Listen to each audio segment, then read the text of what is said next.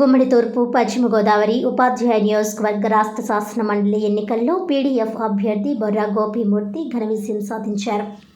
Kakinada JNTUK ప్రాంగణంలోని doctor BR Ambedkar library ground ఫ్లోర్లో సోమవారం ఎమ్మెల్సీ ఎన్నికల ఓట్ల లెక్కింపు ప్రక్రియ ఎన్నికల పరిశీలకులు కె హర్షవర్ధన్, రిటర్నింగ్ అధికారి జిల్లా collector Shan Mohan Sagili, joint collector Rahul Meena, జిల్లా ఎస్పీ విక్రాంత్ పాటిల్ అభ్యర్థుల ఏజెంట్ల సమక్షంలో నిర్వహించారు. 14 టేబుళ్లపై ఉదయం 8 గంటలకు ప్రారంభించిన ఓట్ల లెక్కింపు ప్రక్రియ మధ్యాహ్నం 1 గంటకు పూర్తయిందని, ఈ ఎన్నికల్లో మొత్తం పోలైన 15,494 ఓట్ల లెక్కింపులో 814 చెల్లని ఓట్లు పోను. మిగిలిన 14,680 వ్యాలిడ్ ఓట్లలో బొర్రా గోపీమూర్తికి 9,165 ఓట్లు తొలి రౌండ్లోనే లభించాయి. ఈ ఎన్నికల్లో పోటీ చేసిన ఇతర అభ్యర్థులు గంధం నారాయణరావుకు 5,259, దీపక్ పులుగుకు 102, నామన వెంకటలక్ష్మి విల్లా లక్ష్మికి 81, డాక్టర్ నాగేశ్వరరావు కవలకు 73 ఓట్లు లభించాయి.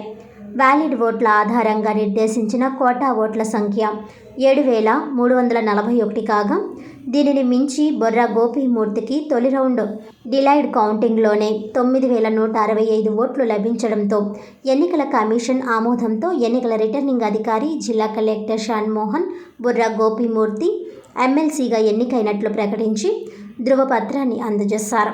ఈ సందర్భంగా నూతనంగా ఎన్నికైన ఎమ్మెల్సీ బొర్రా గోపీమూర్తి మీడియాతో మాట్లాడుతూ తన పట్ల అపార అభిమానం, నమ్మకంతో తనను ఎమ్మెల్సీగా గెలిపించిన ఉపాధ్యాయులందరికీ ధన్యవాదాలు తెలియజేశారు.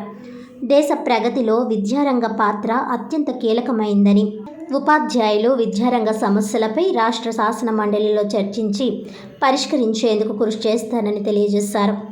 వివిధ ఉపాధ్యాయ సంఘాల ప్రతినిధులు, పలువురు ప్రముఖులు నూతనంగా ఎన్నికైన ఎమ్మెల్సీ గోపీమూర్తికి అభినందనలు తెలియజేశారు.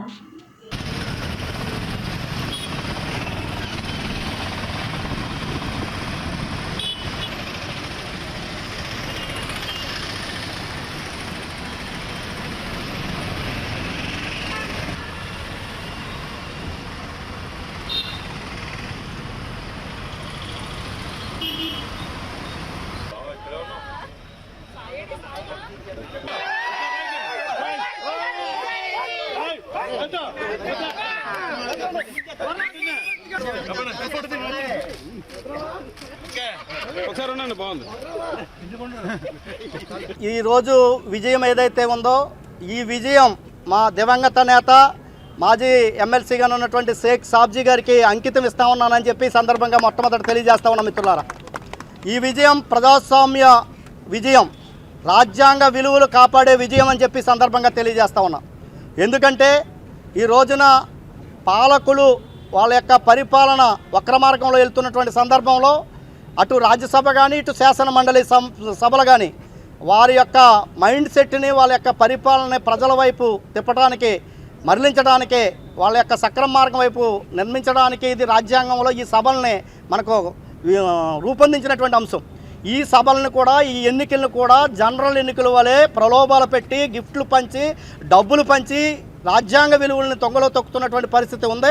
అటువంటి ప్రయత్నాలు చేసినప్పటికీ ఈ 2 జిల్లాల ఉపాధ్యాయ అధ్యాపకులు నన్ను పెద్ద ఎత్తున ఆదరించి ఏదైతే 15,000 ఓట్లకు గాను 9,000 పైచిలకు ఓట్లు నాకేసి ఈ ప్రజాస్వామ్య విలువలను కాపాడినందుకు ఈ 2 జిల్లాల ఉపాధ్యాయ అధ్యాపకులకి నేను ప్రత్యేకమైనటువంటి కృతజ్ఞతలు తెలియజేస్తూ ఉన్నాను మిత్రులారా.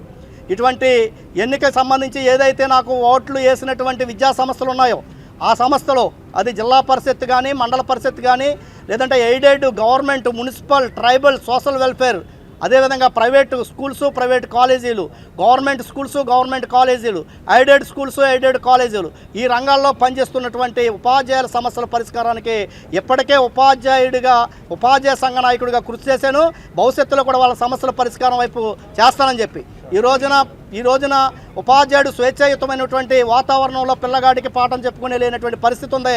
అటువంటి స్వేచ్ఛాయుతమైనటువంటి వాతావరణంలో పాఠం చెప్పుకునే వారి మీద ఉన్నటువంటి అదనపు భారాలు తొలగించాలని చెప్పి ప్రభుత్వం మీద ఒత్తిడి తీసుకొస్తానని చెప్పి ఏదైతే 2004 తర్వాత నియామకం పొందినటువంటి ఉపాధ్యాయ ఉద్యోగులకు సిపిఎస్ రద్దు కోసం ఇప్పుడే పోరాటం చేశాను. భవిష్యత్తులో ఈ పోరాటాన్ని మరింత ఉధృతం చేస్తామని చెప్పి కూడా ఈ సందర్భంగా తెలియజేస్తూ ఉన్నాను.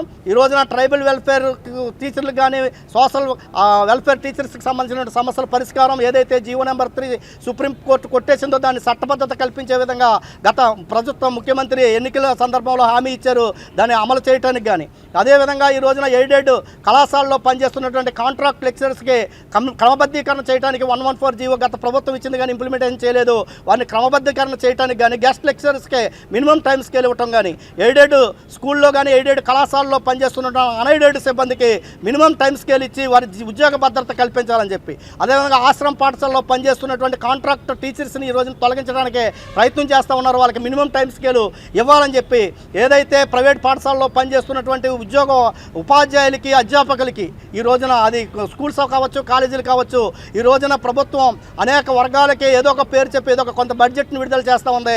ఈ రోజున దేశం అభివృద్ధి చెందాలంటే అది విద్యారంగం మీద ఆధారపడి ఉంది. అటువంటి విద్యారంగం ఈ రోజున ఎవరనుకున్నా కాదనుకున్న సగం విద్యారంగం ప్రైవేటు పరమైనటువంటి ఉంది. ఆ విద్యారంగంలో పనిచేస్తున్నటువంటి ఉపాధ్యాయుల అధ్యాపకులకు మాత్రం ప్రభుత్వం వైపు నుంచి కానీ మేనేజ్మెంట్ వైపు నుంచి వాళ్ళ సమస్యల పరిష్కారం వైపు చొరవ చూపట్లేదు. ఏదైతే ప్రభుత్వ పాఠశాలలో పనిచేస్తున్నటువంటి ఉపాధ్యాయ అధ్యాపకులకు ఉన్నటువంటి సెలవు రూల్స్ని అమలు చేయటమే కాదు వాళ్ళకి మినిమం జీతం ఇచ్చే విధంగా ప్రభుత్వం వైపు నుంచి కూడా కొంత బడ్జెట్ విడుదల చేసి వారికి హెల్త్ కార్డు ఇవ్వటమో ఇన్సూరెన్స్ పథకాన్ని అమలు చేయటమో అటువంటి అంశాన్ని కనీసంగా ప్రభుత్వం ఒక గుర్తింపు కార్డు ఇచ్చే విధంగా ప్రభుత్వం ప్రయత్నం చేయాలని ఇలాగ అనేక వర్గాలకు సంబంధించినటువంటి సమస్యల మీద నేను బహుశా అంతేకాదు ఎయిడెడ్ స్కూల్లో పనిచేస్తున్నటువంటి టీచర్లకి హెల్త్ కార్డు లేనటువంటి పరిస్థితి ఉంది. ఇలాగ అనేక సమస్యల మీద పోరాటం చేయడంతో పాటు నేను ఈ రోజున ఎమ్మెల్సీగా ఈ రోజున పీపుల్ రిప్రజెంటేటివ్ అయ్యాను, పొలిటికల్ రిప్రజెంటేటివ్ అయ్యాను.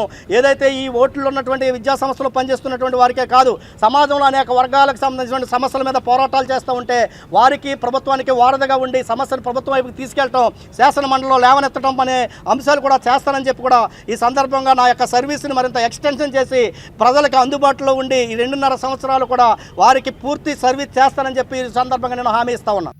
వార్తలను ముఖ్యాంశాలు మరోసారి.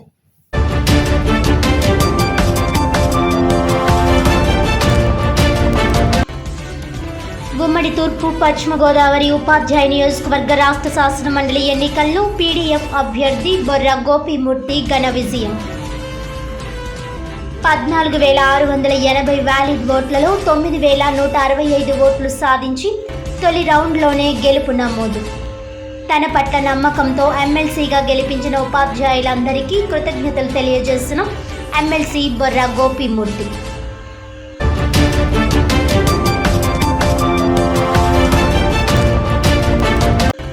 ద్వారంపూడి చంద్రశేఖర్ రెడ్డి అవినీతిపై తాము బహిరంగ చర్చకు సిద్ధం. ద్వారంపూడి సిద్ధమా అంటూ సవాల్ విసిరిన టీడీపీ సిటీ అధ్యక్షుడు వీరు, కార్యదర్శి తుమ్మల రమేష్.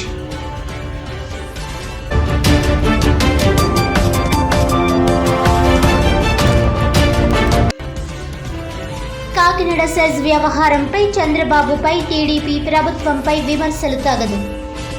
సెజ్లో అవినీతిపై బహిరంగ చర్చకు సిద్ధమా అంటూ మాజీ మంత్రులు కన్నబాబు, దాడిశెట్టి రాజా, మాజీ ఎంపీ వంగ గీతకు సవాల్ విసిరిన పిఠాపురం మాజీ ఎమ్మెల్యే వర్మ.